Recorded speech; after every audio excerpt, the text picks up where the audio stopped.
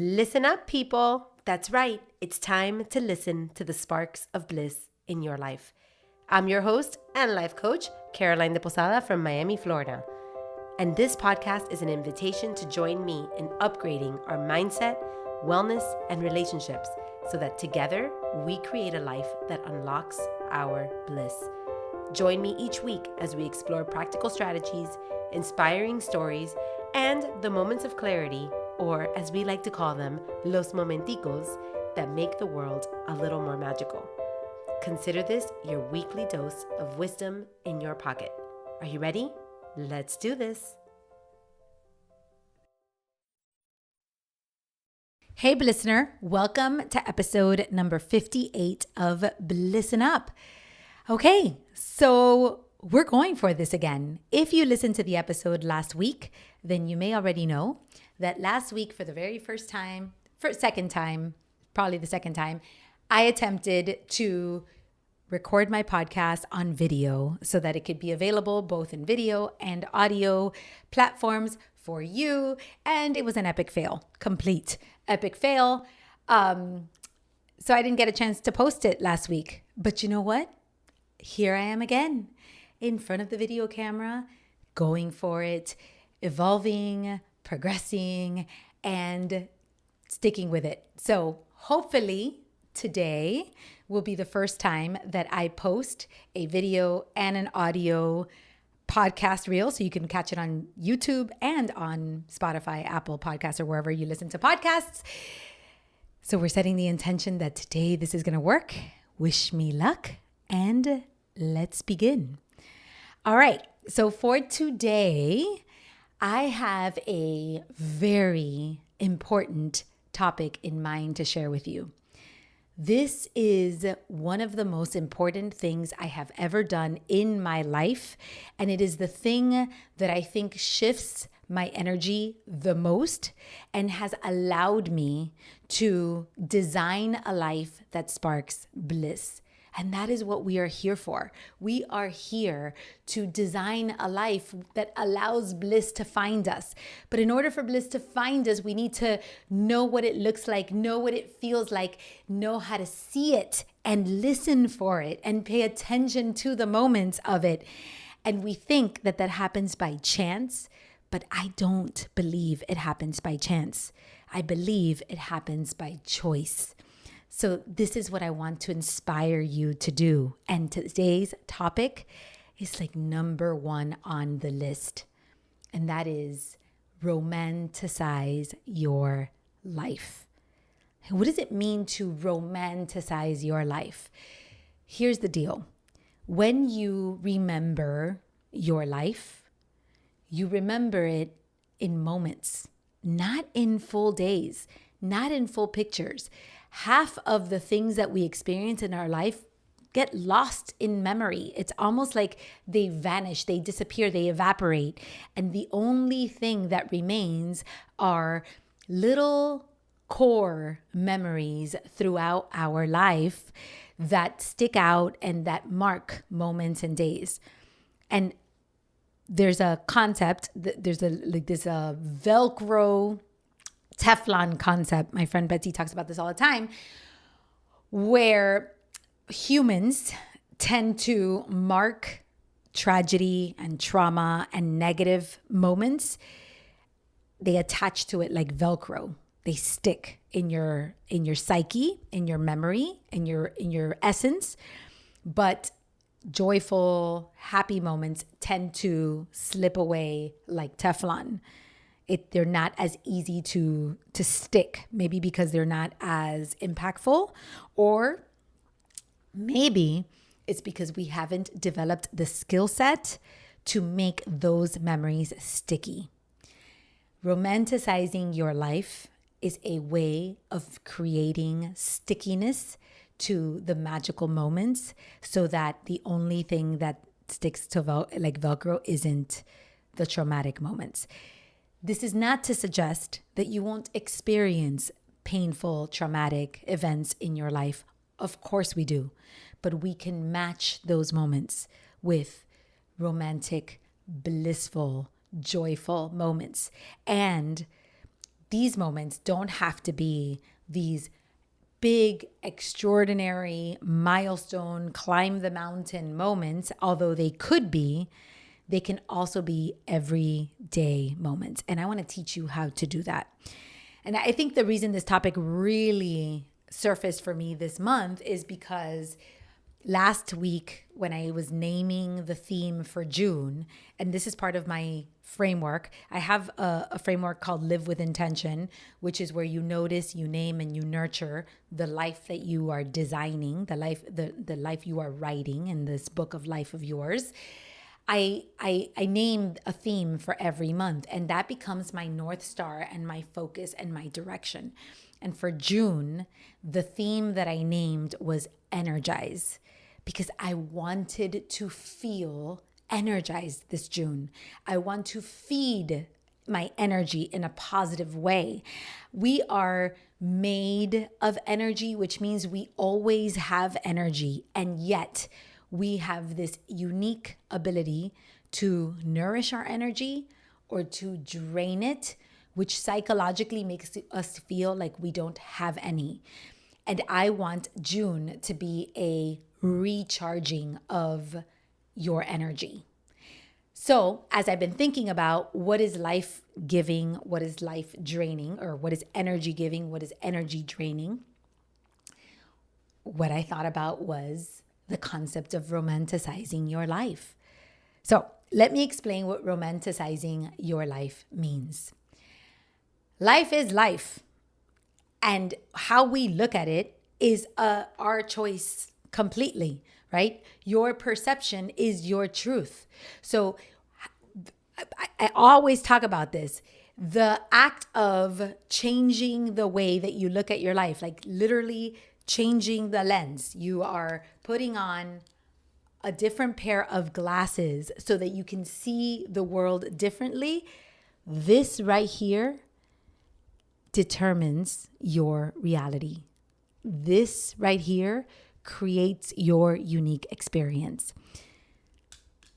Romanticizing your life is about taking off the negative glasses and putting on romantic ones.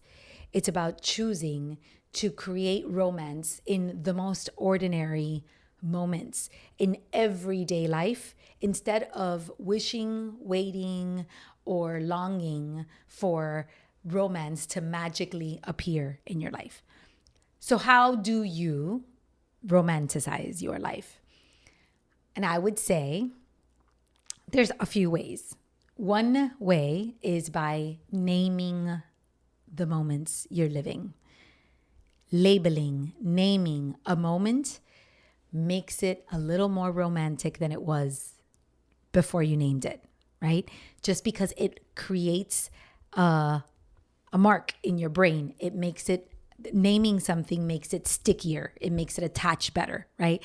So when you think about this, like think about somebody who has a name, but then they give them a nickname, and then the nickname becomes like their identity. Their nickname attaches, it sticks. And when it sticks, it's like that's what they're known for. And when you think about this person, something about their nickname makes them more memorable in your mind and your heart. Like it makes them more special because they have this nickname. Well, the same thing happens with naming moments.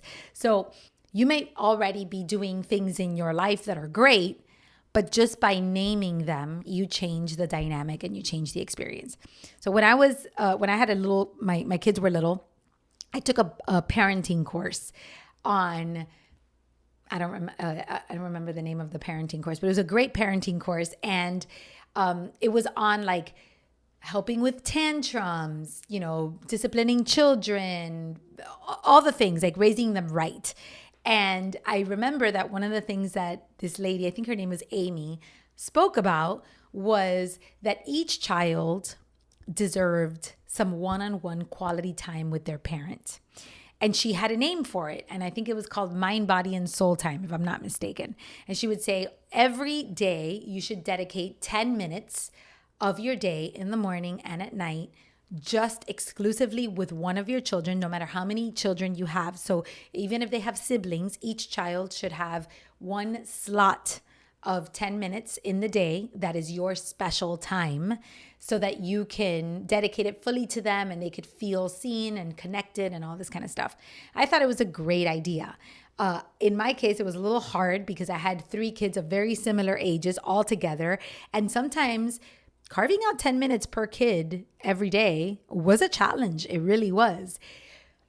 But the idea stuck with me and I was like, how can I make this work in my family? And what I did was I had a conversation with each child. And I told them about this special time. And I asked them to name the time with me. So to give you an example, my time with Justin was Mustin time. He named it because he was like, Justin and mommy equals Mustin. And our time was Mustin time. And Ryan's time was Mayan time. And Orly's time was mommy time. And I would every day invite them to spend some Mustin time together, some Mayan time together. And they got to choose whatever it is that we were going to do that day. But we weren't able to really make it happen every day. So I started to get really creative and mindful about noticing when we were alone. Rather than trying to force it all the time, like every day I'm forcing this moment. I would some days create it if it wasn't available, but rather than forcing it, sometimes if there was no time or if I caught myself alone with my kid, I would use the opportunity to name it. So an example, we'd be driving in the car and it was just the 2 of us. We're on our way to Target and all of a sudden I would look at him and I'd go, oh, you know what this is? This is Mustin time. I'd be at the dentist office with one of my kids and I would look at them and I'd go, oh, you know what we're doing right now? Mayan time. Now, all of a sudden, being at the dentist was an opportunity to romanticize the moment. It was just making the time a little extra special. So I would say like, let's take a little picture. Let's play a game. The other day, my kid was sick. He's 12 years old, right? He's not that little anymore, but he was super sick, feeling terrible. And we were at CVS to go to urgent care, like the urgent clinic thing, minute clinic. And as I'm sitting there with him, I'm alone and I'm in this habit already. And I'm like, oh, Ryan, it's Mayan time. Now, Ryan feels terrible. I think he has strep throat or the flu, COVID, who knows? He just feels so bad. And he is in no mood to enjoy Mayan time. But I drop it in there anyway. And I'm like, it's Mayan time. And I'm like, what do you think would make this time extra special? And he said, well, if we went and looked at the cards, because he loves magic trick cards or playing cards, and he loves doing magic with those playing cards. He's like, I'd love to go look at the cards. I'm like, let's go. So we went and we looked at the cards, and then he looked through the cards, and then he did a couple things at CVS, and we just kind of laughed and we talked and whatever. And then he went in and he got checked, and we left. And then later that day, he came up to me and he said, Mayan time was so fun today. Thanks for that. And it was a visit to CVS. Like there was no magic to it except that we romanticized the moment. That was it. Okay. The second thing that you can do is create expected surprises. This tradition or ritual began with my father. My father was always traveling. He was divorced from my mom. He wasn't around like a normal father on a daily basis is with their children. But he really wanted to create a very meaningful and special relationship with me. So he learned, or he was a master at being there even when he wasn't, right? Like he would call me every single day. He would send me postcards from everywhere in the world. He was just always there. In fact, on the day that I'm recording this episode, it is about 3 days, I believe. 9, 10, 11. Yeah, it's exactly 3 days before the anniversary of his passing. So it's incredible that I'm thinking about him at this very moment, honoring his life, which was so meaningful and so special. I'm thinking about you, Dad. Anyway, so he was a master, a complete master at being there even when he wasn't, at sending postcards, calling, knowing about my life, being interested and curious about my life, and making me feel special. But he also did something else. He loved surprises. And at first, because he was traveling all the time, he was really good at surprising me because I wasn't necessarily sure when he was going to be in town or not. So let's say I was at somebody's house and he knew I was going to be at that person's house because he kind of kept tabs of me at all times, even though there wasn't any Life 360 or phones or Facebook or Snapchat or anything. And somehow this man still knew where I was all the time. I don't know how he pulled it off. But he would know I was at a party at a house or something like that. And then all of a sudden, somebody would go, "Oh, Caro, your dad's here. Your dad arrived." And it would be like this big surprise. And it would make my day. And I loved that he would always do that. He would always surprise me. But as time went on and I grew, I was older, he was spending a lot more time in Miami, things changed. The dynamic changed. And yet he started to surprise me, even though he knew and I knew that he was coming. So it was what I called an expected surprise. It was like an unspoken game that we played. And it would go like this. He's at home. I'm at home. He calls. "Hey, what are you doing today?" I say, "We're going to be home all day." He says, "What are you going to be doing?" I say, "We're going to be in the pool and hanging out. Of course, you're welcome to come over." He'd say, "Oh, I don't know. Maybe we'll see. I have a busy day today." I say, "Okay, awesome." And then we'd hang up and I knew he was coming.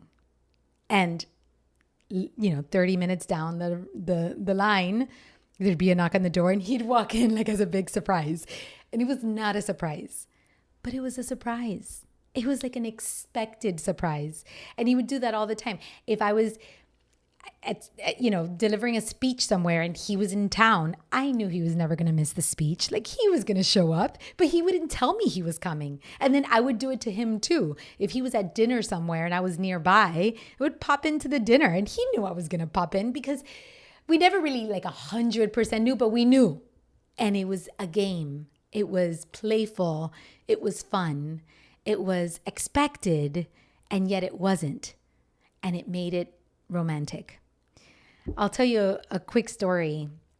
When my father passed away, he passed away to thunder. I was laying next to him on the hospital bed, and I had fallen asleep, and I'd been waiting up as long as I could for him because I wanted him to pass with me. I didn't want him to die alone. I wanted to be with him. But at some point, I texted my friend Bruce and I was like, I'm falling asleep. I don't know what to do.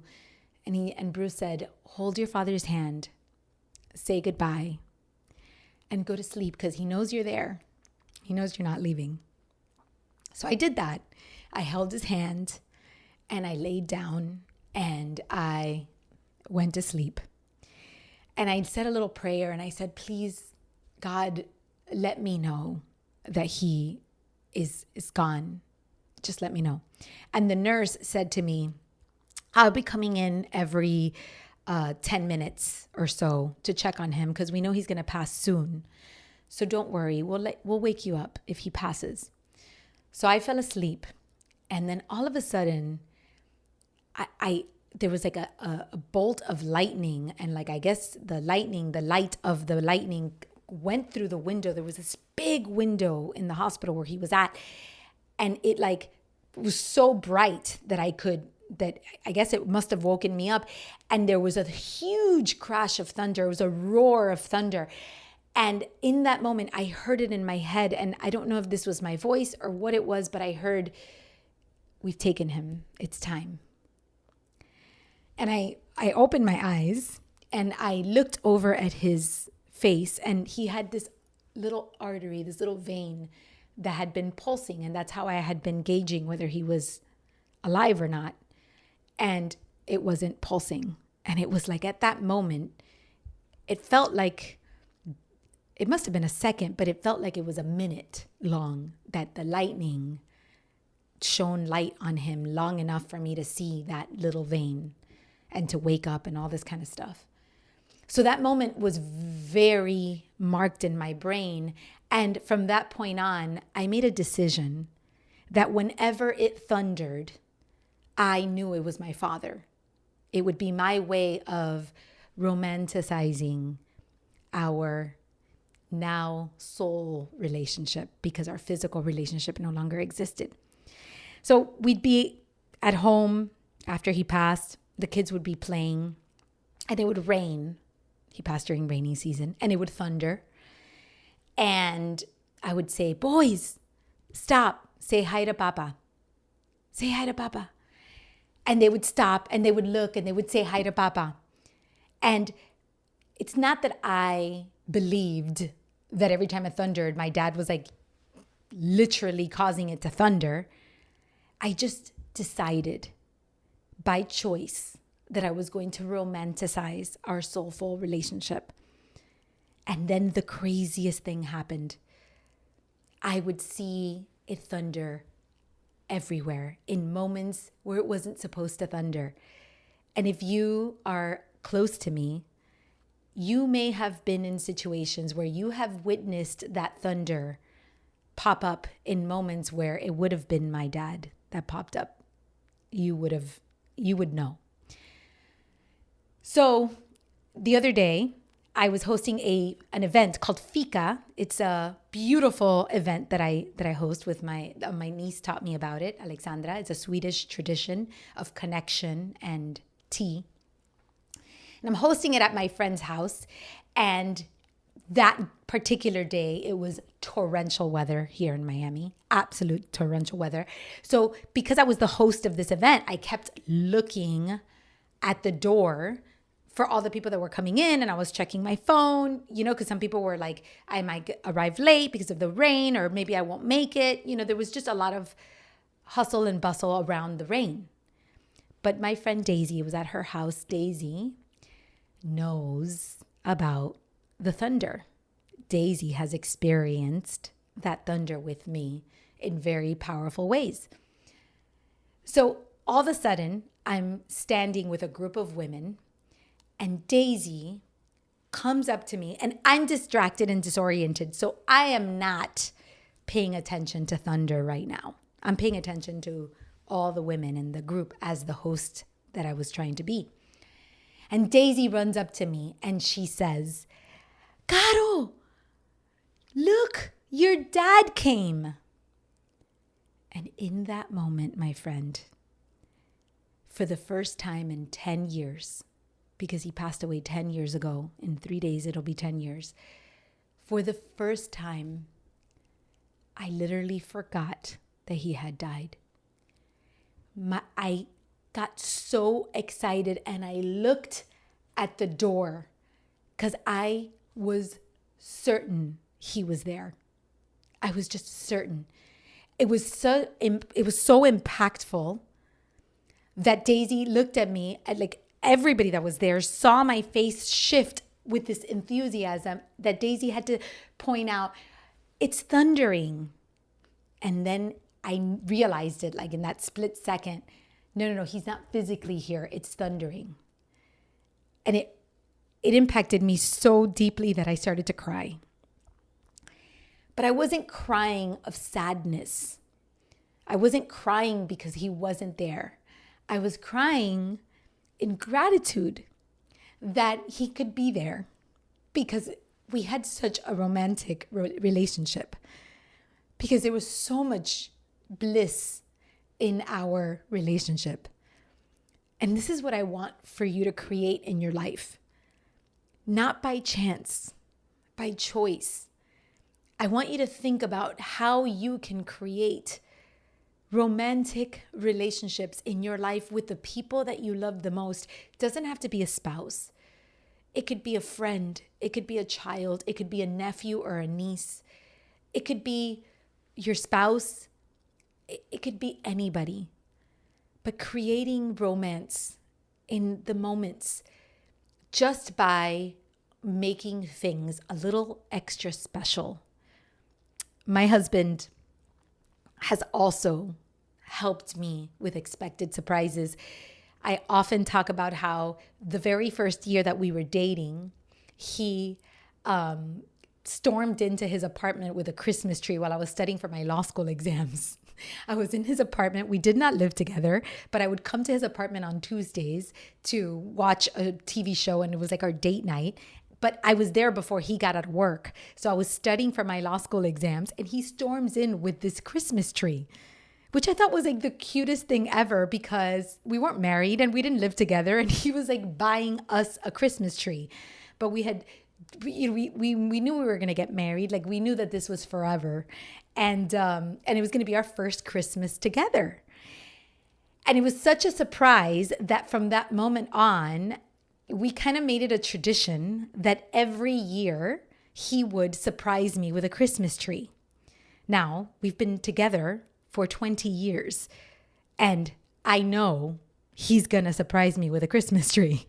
This is not a surprise, but it's an expected surprise. And every year it's his job to trick me into not knowing when the Christmas tree is coming and then making it appear. And he does creative things to do it. And he's gotten the kids involved over the years. So now it's the four of them with me. Like at first it was like Orly and him, and then it was Orly and Justin, and then Orly and Justin and Ryan. And now it's like a family affair. And everybody's job is to surprise me with a Christmas tree every year. It's an expected surprise, but it creates a romantic life. So these are just little examples of how you can energize your life by creating romance. Now, if you are looking at this and thinking, oh, I wish my husband would do that, but my husband would never do that. Or, oh, I wish my dad were like that, but my dad wasn't like that. We can't control other people. We can't. But you can control you. And you can control the dynamic that you create. So if you want to have that kind of life, and you don't seem to have the environment for it, create it. Vocalize it. Name it. Be a role model of it. And train the people you love to participate by making it fun and contagious. Energy is contagious. There's a difference between approaching something with joy and love and curiosity and activation versus neediness, graspiness, victim-y. I wish you'd do this for me, but you don't. I want you to choose to raise your vibration in order to create that around you. And people will follow because everybody wants romance. Everybody wants a spark of bliss in their life. So the third way that I romanticize my life is by romanticizing my surroundings. You can change the energy of anything by changing the environment, the surrounding, the mood. And it is so easy to do. You can do it by activating your senses, the ones that inspire you the most. This could be smell. This could be taste. This could be sound. This could be touch, right? So how do we do that? Well, candles, lighting candles, putting essential oils if you don't like candles because you think they're bad for the environment, setting up essential oils around your house, lighting, dimming the lights, creating mood lighting wherever you go. Like I have mood lighting now in my life. Music, adding music, just a soundtrack to your day, to your life. Flowers. I'm a huge fan of flowers. Bringing fresh flowers into your environment changes your energy. And there may be others. For you, it may be a bubble bath. For you, it may be a walk outside with nature. For you, it might be watching the sunset or the sunrise. There's so many romantic things that we can find in our life that are inexpensive and that are mood enhancers and change the elements and how everything looks and feels. Do that consciously. Get out of autopilot and create the energy that you want in your life. If you are cooking dinner at home and you've had a very stressful day, some people get home and they're like, I just need a glass of wine. Well, the glass of wine may not necessarily nourish your energy. That's a choice you have to make.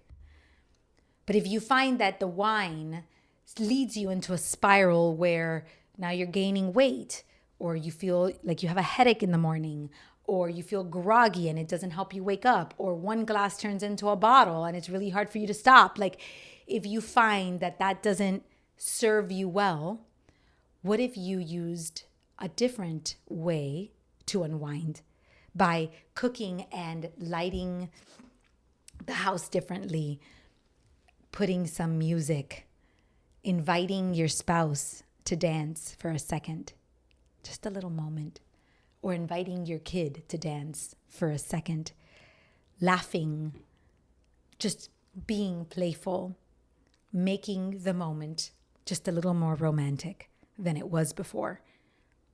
My invitation to you is to think about your ordinary life, the mundane moments, and think, can I name this moment? Can I change the environment, the mood of this moment? Or can I add an element of surprise to this moment? And can I make it romantic? The last thing I want to tell you about this is I was looking through my camera roll in May when I was noticing the month, journaling, success filing, looking at everything, and deciding how I was going to name June. And as I was going through the camera roll, I noticed all these beautiful moments, the moments that I was laughing with my kids, traveling, just beautiful moments. And I thought about social media and about the camera roll and about the whole idea, the concept of a highlight reel. And I was like, in between all these moments, there was chaos. My kids were fighting. I fought with my husband. We were in a bad mood. I was overwhelmed. I experienced anxiety, like all the normal crappy things that happen in regular life. I experienced all of those things in May. I didn't photograph them though. I just experienced them. And as I'm looking through May at the camera roll, I had this thought. In May of 2030, I can look at this camera roll and I will more than likely not remember the chaos, the fight with my husband, the overwhelm, the day that I experienced anxiety. Because we remember moments, not days. What I'm going to remember is these highlights, these magical little highlights and reels. And I thought, this is what romanticizing life is all about. It's about updating our memory with highlights so that our life story in the collective, in hindsight, tells a beautiful romantic picture. It doesn't mean that the bad stuff doesn't matter, doesn't exist, or that you don't experience them. They may form part of the story too. But you can even romanticize that by knowing how to tell the story. Sometimes when you look at social media, you look at people's highlight reels, and a lot of people complain that you can't trust highlight reels or you can't trust social media because it's not real. The reels aren't real. They're fake because people are not actually living this life that they're portraying on in the reel. And then I think about my niece, my niece Alexandra, she's so aesthetic. She's so creative. She lives in Sweden. And she has bad moments just like everybody else. But she has this gift of documenting her life in the most romantic way and sending us videos and making us part of the experience. And one day in conversation, we were talking about it, and she was like, when I look at those videos, I remind myself how beautiful my life is. Even though I have bad days just like everybody else, but it's for me. I'm creating those highlight reels for myself. And then I was like, this is what I want you to think about. I don't want you to fake your life. I don't want you to post a life on social media that doesn't exist. Like, I have a friend of mine who she went on a trip with her family, and she was telling me, Caro, this is the craziest thing, but you're on this trip. These people are on vacation. They don't talk to each other. They're on their phones all the time. They're totally disconnected. They're not engaging. They're not being present. They're not enjoying the moment. And then in 1 minute, they're like, everybody, we're going to take a picture for social. And all of a sudden, they look like they're having the time of their life. They're having the best time. They take all these pictures, and it's super beautiful. And then they post it. And she's like, that's not real life. That's not what I'm inviting you to do.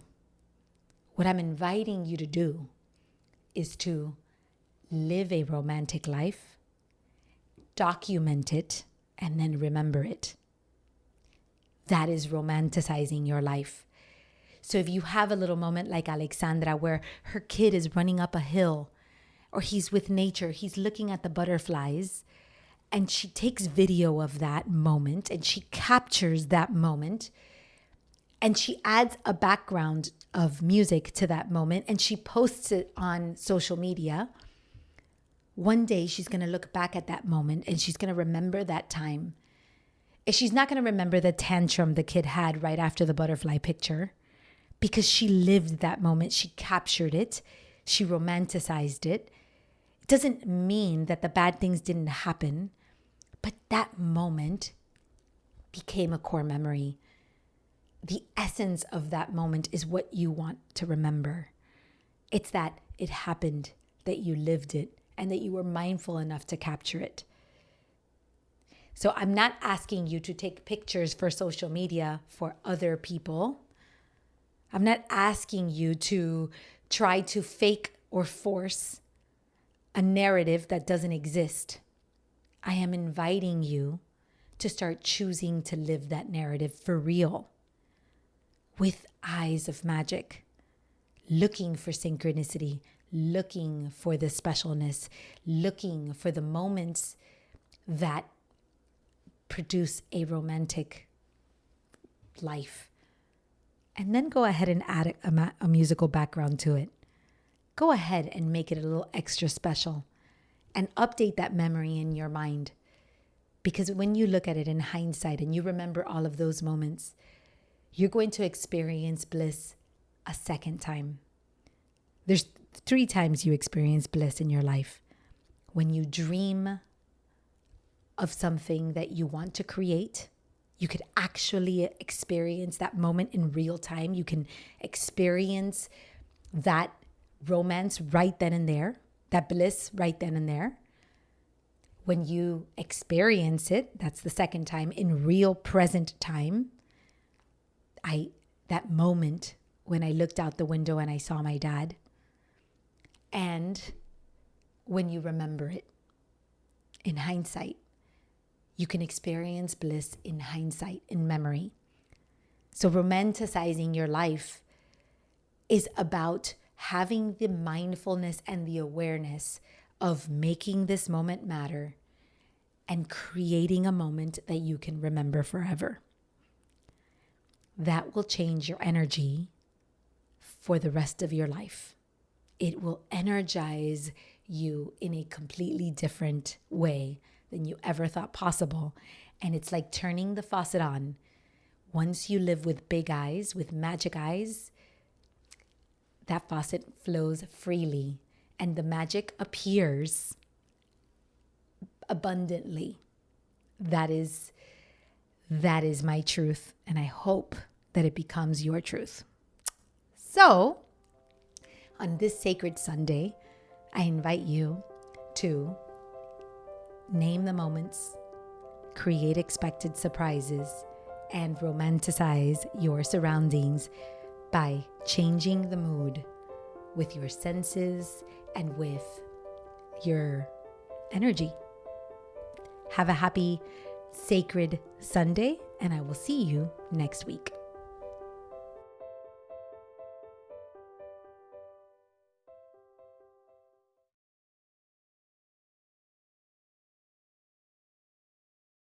That's it for today's episode. Thanks so much for being here. I am deeply, deeply grateful for this time to connect. If you're loving this podcast, I'd love if you could support me by subscribing, rating, and or leaving a review wherever you listen to podcasts. Those reviews help us so much. And if you know of someone who could really use a voice like mine in their head, please share this with them and let them know how much you care about their bliss.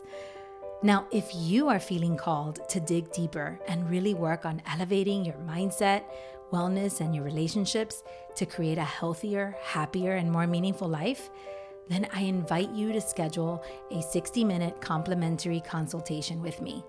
Let's have a meaningful conversation and see if working together is in our future. You can find the link to the calendar of consults right there in my show notes, but you can also connect with me on my website, carolinedeposada.com, or just send me a DM on Instagram at @CarolineDePosada. Like my friend always says, the project is big and you're a part of it. So thanks for being here.